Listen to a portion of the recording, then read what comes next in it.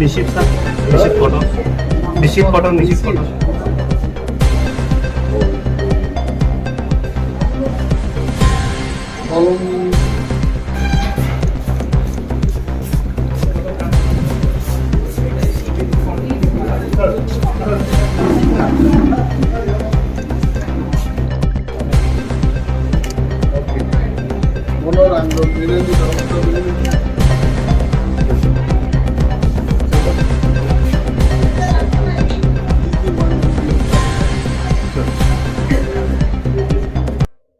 মহিলাকে আক্রমণ করেছে। মহিলার নাম শ্রীদেবী নোয়াতি।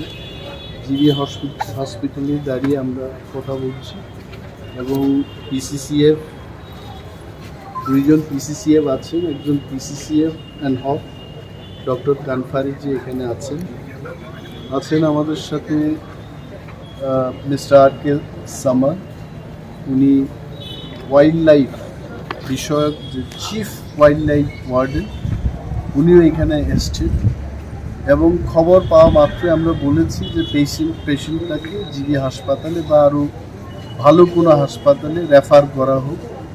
আমাদের সদর এসডিএফকে আমরা নির্দেশ দিয়েছি, রেঞ্জ অফিসারকে নির্দেশ দিয়েছি যে রুগীর যারা ফ্যামিলি মেম্বার্স আছেন বা রুগীর সাথে ডাক্তারদের সাথে যোগাযোগ করার জন্য সমস্ত ব্যবস্থাপনা গ্রহণ করার জন্য নির্দেশ দিয়ে পরবর্তী সময় আমি ওয়াই থেকে এলাম এবং স্ট্রেট এসে হসপিটালে এই পেশেন্ট পার্টির সাথে কথা বললাম। পেশেন্টের অবস্থা ডেফিনেটলি ভালো না, গুরুতরভাবে আহত হয়েছে এবং ডাক্তারবাবুর সাথে কথা বলেছি, যিনি এখানকার সিনিয়র সার্জন ডক্টর দাস। উনি বলেছেন যে আজকে আগামী 12 ঘন্টার পেশেন্টের অবস্থা যখন স্থিতিশীল হয়ে যাবে তখন প্রয়োজনে অস্ত্রোপচার অর্থাৎ অপারেশন করতে পারে এবং সেই অপারেশনের পরেই বোঝা যাবে যে পেশেন্ট আগামী সে কী পর্যায়ে থাকবে বা তার কেমন উন্নতি হবে, কিন্তু এটাকে চিকিৎসা করাতে হবে।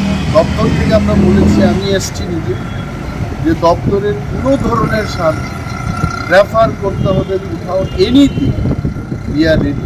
ডিপার্টমেন্ট স্যার শোনা যায় প্রতিনিয়ত ওই এলাকাতে নাকি বাইসনের দ্বারা মানুষ আক্রান্ত। আমি এটাই বলছি যে বাইসন বা যে কোনো অ্যানিম্যাল দ্বারা মানুষ যদি আক্রান্ত হয়, এটাকে সঠিক ব্যবস্থাপনা গ্রহণের উদ্যোগ নেওয়া উচিত। কিন্তু এখন এই মুহূর্তে ইলেকশন কমিশনের গাইডলাইন বলবৎ আছে। এই মুহূর্তে আমাদের কি প্ল্যানিং হবে, ম্যান এবং অ্যানিম্যাল কনফ্লিক্ট এটাকে বন্ধ করার জন্য কি ব্যবস্থাপনা আমরা গ্রহণ করব এই মুহূর্তে বলতে পারছি।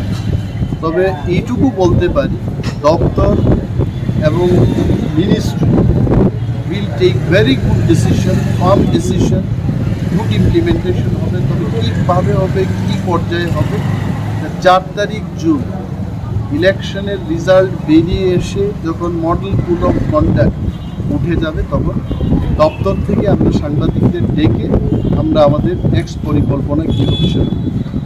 ধন্যবাদ স্যার।